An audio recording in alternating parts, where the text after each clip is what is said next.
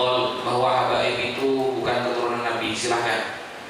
Bagi yang percaya, alhamdulillah. Yang percaya berarti mengikuti pendapat para ulama. Yang tidak percaya mengikuti salah satu oknum orang Banten, gitu saja. Gak repot ya. Karena kata para ulama at-ta'nu fil ansab, mencaci maki nasab orang lain itu bisa menyebabkan orang itu jatuh pada kekafiran.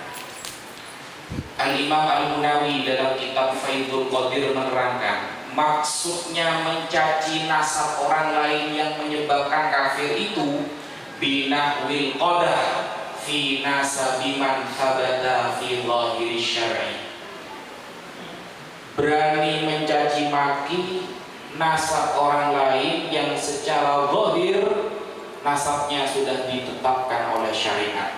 Kalau ini dilanggar bisa kafir. Percaya monggo, tidak percaya monggo.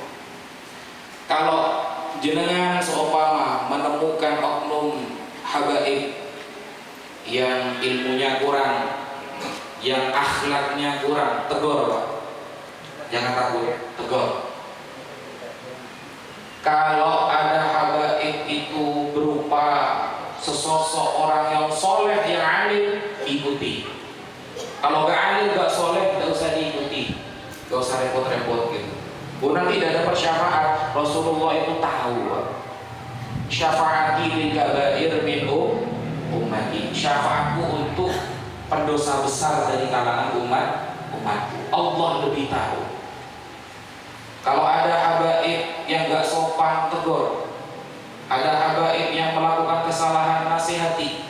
Tapi kalau ada yang soleh, maka wajib diikuti. Itu saja sebenarnya, simple. Nah, kenapa kita kok wajib meyakini bahwa habaib ini keturunan Nabi? Al-Fakir pribadi, saya pribadi Pak, setelah banyak membaca kitab-kitab nasab, sangat jarang ditemukan nasab yang lebih sahih daripada nasab Ba'alawi. Saya ulangi, setelah Al-Fakir membaca kitab-kitab nasab dari Umdatul Talib, Al-Muqibun, Ibnu Taqtaqi, dan lain sebagainya,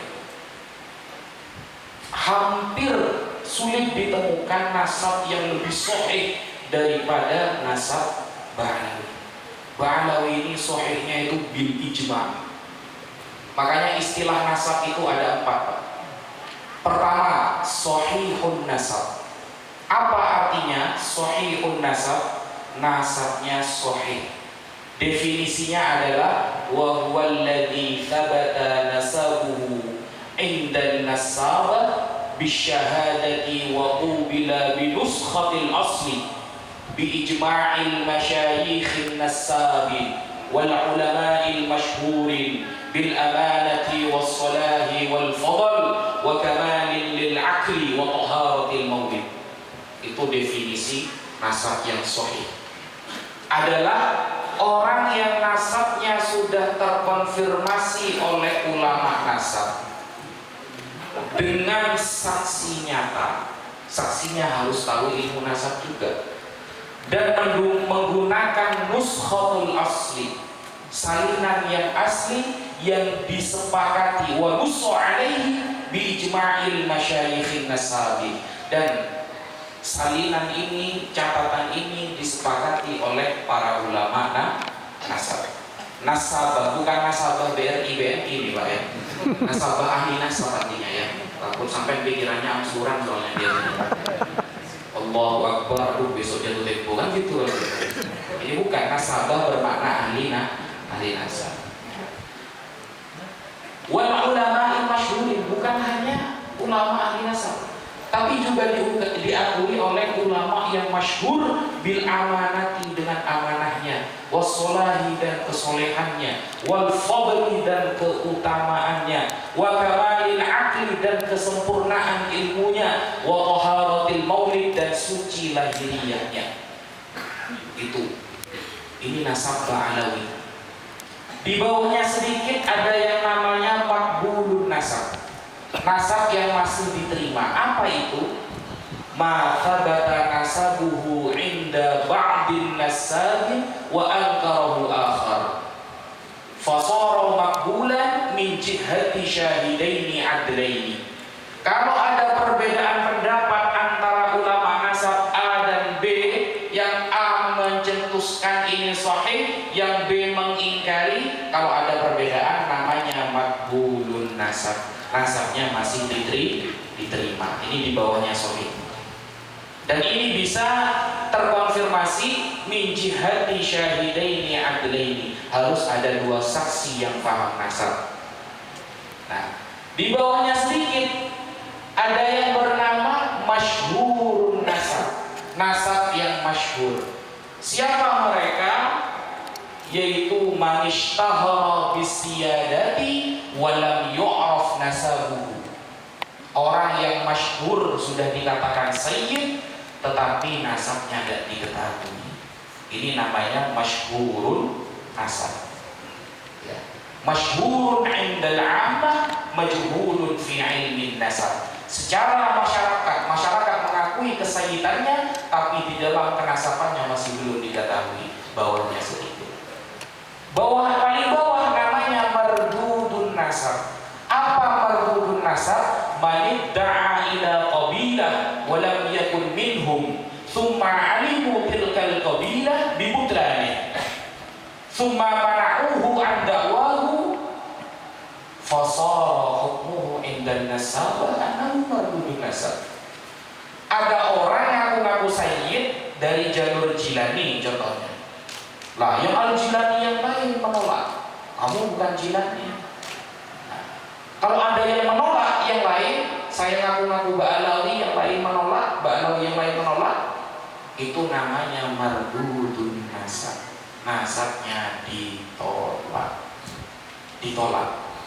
Nah, dari keempat-empatnya nasab Ba'alawi ini adalah sahihun nasab, karena tidak akan pernah ditemukan satu saja ulama ahli nasab internasional yang kitabnya dikaji di seluruh dunia yang membatalkan nasab Ba'alawi. Tidak akan ketemu sampai Dajjal keluar 2 kali, saudara.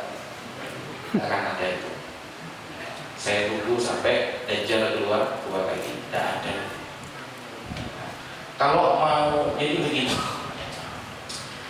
ada beberapa contoh-contoh orang-orang dulu itu yang ngaku-ngaku sebagai sayyid. Nah, bagaimana sikap kita kalau ada orang-orang yang mengaku sebagai sayyid tapi kita tidak tahu, ternyata terbukti dia bukan sayyid. Lah, kita ngaji fikih. Fikih itu bab yang paling penting di masyarakat. Sekarang banyak orang belajar filsafat, fikihnya nggak bisa. Syarat jadi makmum saja tidak hafal, sudah belajar filsafat. Ini zaman sekarang, bayangkan. Makanya tidak jarang di kitab-kitab para ulama tentang tanda-tanda akhir kiamat, akhir zaman. Salah satu tanda-tanda akhir zaman adalah orang senang belajar filsafat, tidak mau belajar fikih. Coba lihat di dalam kitab namanya Al-Isya'ah li Ashrati Sa'ah, Syekh Muhammad Rasul Al-Barzanji. Di dalam kitab itu diterangkan salah satu tanda kiamat orang senang belajar filsafat tapi malas belajar fikih. Sholat najis dan nikah jual beli dan lain sebagainya, itu kan fikih. Nasab ini bab fikih, murni bab fikih yang kaitannya nanti dengan sejarah. Maka kita harus ngaji fikih, bukan dokter hewan yang dipakai. Soalnya orang-orang yang membatalkan nasab Ba'alawi pakai pendapatnya dokter hewan, Pak. Jadi bisanya cuma berkicau, bukan berdalil. Orang-orang yang membatalkan nasab Ba'alawi pakainya dokter arsitek, Pak. Kita yang dibahas kitab, dia jawabnya pakai semen 3 roda. Gak nyambung memang. Gak nyambung. Nah, karena ini kajian fikih, maka siapa yang menjadi al-faqih? Yaitu Al-Imam Ibnu Hajar Al-Haytami. Kalau kita sering ikut bahsul masail namanya Pak ya, di pondok itu membahas suatu masalah, itu kalau kita dengar namanya Imam Ibnu Hajar Al-Haytami, kita itu sebagai santri taslim Pak, percaya. Kenapa? Gelar beliau adalah al-faqih, yang ahli fikih di dalam mazhab Syafi'i. Nah, sekarang Imam Ibnu Hajarnya diragukan ilmunya Pak. Ini bukan bahasa masakin, nyari masalah beneran ini. Dulu di pesantren kalau sudah saya dengar qala Nawawi fil Majmu', Imam Nawawi berkata dalam kitab Al-Majmu', saya akan mengatakan salimna, saya taslim, selesai. Imam Nawawi Pak. Sekarang Imam Nawawinya inti-inti Pak. Ikan berubah kan. Bisa jadi Imam Ibnu Hajar tidak teliti tentang nasab. Kalau Imam Ibnu Hajar aja bisa jadi, apalagi dia gitu loh. Bayangkan. Ketika Imam Ibnu Hajar menulis qala as-sayyid Abu Bakar al-Idrus al-Adli, ya, secara jelas dalam kitab khabarnya itu Abu Bakar al-Idrus ini margaba ala. Oh, bisa jadi Imam Ibnu Hajar ini orangnya kurang teliti karena beliau lebih fokus ke masalah sholat, tidak fokus masalah nasab. Kalau Imam Ibnu Hajar saja tidak fokus, apalagi dia Pak. Ini Ibnu Hajar beneran yang mengkritik ini, anaknya batu ini berarti. Ini ulama tingkat nasional sekarang sudah mulai dikritik Pak. Makanya betul kata Rasulullah itu bahwa salah satu tanda kiamat itu hilangnya ilmu, dan hilangnya ilmu dengan wafatnya para ulama. Yaqbidul ilmah biqabdil ulama hatta idza lam yubqi aliman. Kalau sudah di dunia ini gak ada orang alim, ittakhadhan nasu ru'usan juhala, orang masyarakat akan mengangkat orang-orang bodoh menjadi kiai, mengangkat orang bodoh menjadi ustaz. Fasu'ilu fa'aftau bighairi ilmi, mereka ditanyakan masalah hukum menjawab tanpa ilmu. Fadallu wa adallu, maka sesat dan menyesatkan. Makanya Al-Imam Al-Ghazali punya kitab namanya Ayyuhal Walad. Beliau itu menerangkan ada 3 penyakit yang gak ada obatnya Pak.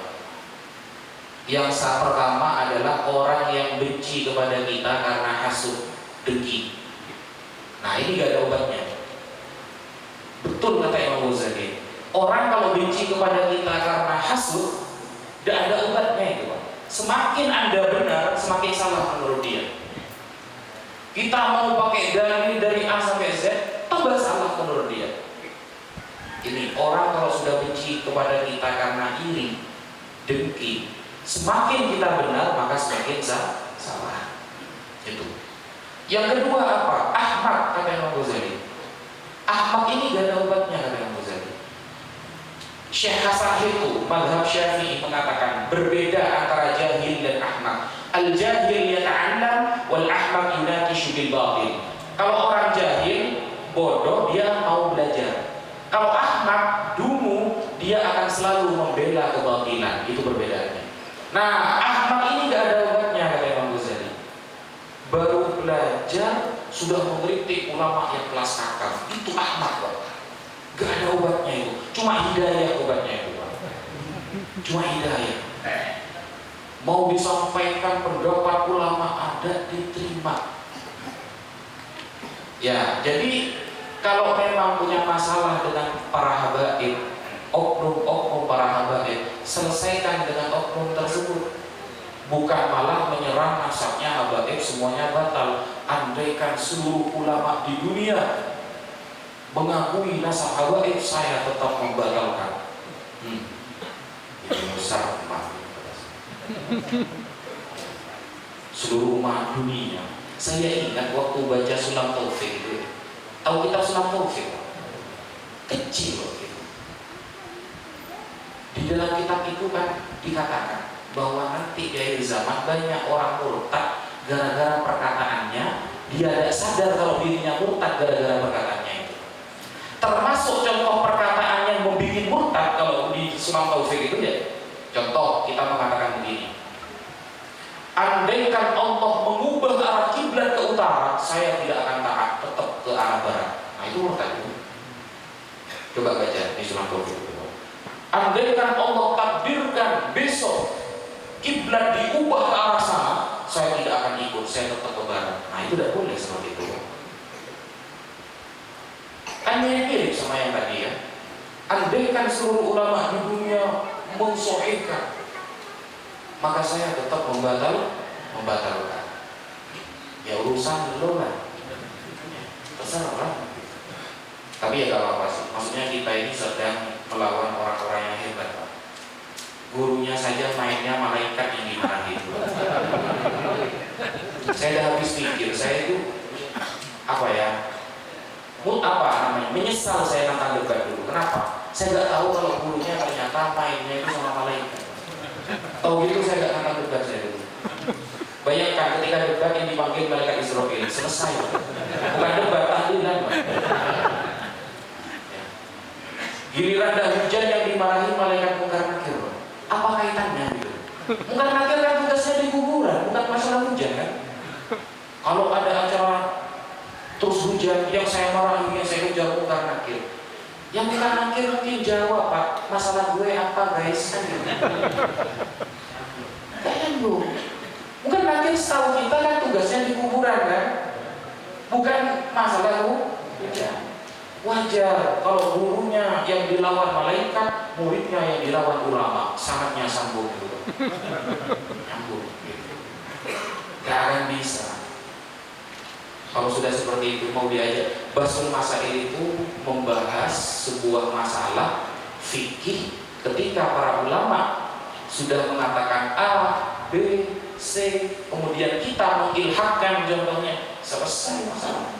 Bukan ulama yang begitu, bukan. Jadi ini sudah fitnah akhir zaman. Sama dengan pondok pesantren, Pak. Pondok pesantren Lirboyo seumpama. Ada satu santri Lirboyo yang melanggar syariat. Apakah pesantren Lirboyo salah semua? Kan tidak. Ada jamaah Masjid Al-Mukhlisin, ada satu yang pernah melanggar syariat. Apakah semua jamaah di sini berarti ahli maksiat? Kan tidak. Kalau ada satu dua oknum habib yang mungkin kurang belajar sehingga pendapatnya sering salah, apakah berarti seluruh habaib dunia salah? Kan tidak, itu maksudnya. Dan memang harus kita akui, sebagian habaib yang ceramah banyak yang ngawur itu iya memang. Tidak akan saya bela kalau ngawur. Siapa yang mau bela kalau ngawur? Yang salah secara fikih banyak, yang mudah-mudah biasanya. Mungkin jadwal ceramahnya lebih banyak daripada jadwal belajarnya gitu. Sehingga hukum bahaya, bahaya. Saya beberapa kali menjawab tidak tahu kalau ditanyakan itu. Bukan apa, Pak. Takut saya. Suatu saat sahabat Abu Tamim Ad-Dari meminta izin kepada Sayyidina Umar bin Khattab untuk ceramah di mimbar. Apa kata sahabat Tamim Ad-Dari? Ittaqu zallatal alim. Takutlah kepada kesalahan orang alim. Kalau orang alim salah jawab, hukum A halal ternyata dijawab haram, terus orang-orang menjadikan itu dalil, yang dapat malah pahala dosa jariyah. Man sanna fil Islam sunnatan sayyi'atan kana 'alaihi wizruha wa wizru man 'amila biha min ba'di min ghairi ayyan qusa min awzarihim syai'. Rawahu Muslim. Saya dapat dosa, orang-orang yang mengikuti pendapat saya ditransfer juga dosanya sampai hari kiamat selama dia berkeyakinan jawaban saya ini adalah benar. Itu ittaqu zallatal alim. Takutlah kepada kesalahan orang alim. Tidak usah malu ketika ditanyakan jawab gak tahu. Kenapa? Imam Malik saja diberikan beberapa pertanyaan, beliau mengatakan ana mutahayyidun bidzalika. Aku masih persiapan dengan pertanyaan itu. Tidak langsung dijawab. Tidak apa. Justru kata Imam Syafi'i kan ketika semua pertanyaan dijawab cetak, itu bahaya itu. Kalau terproses bahaya. Ditanyakan masalah hukum seumpama ini biasanya kurban di hari raya kurban, pendapat ini ada, saya tidak usah menyebutkan namanya. Ini pendapatnya ini cukup fatal salahnya. Kenapa? Menyalahi kesepakatan para ulama. Ada salah satu ustaz yang mengatakan begini, satu kambing sah berkurban untuk satu keluarga, itu bahaya pendapatnya. Ada ustaz yang berkata, itu terkenal ustaz.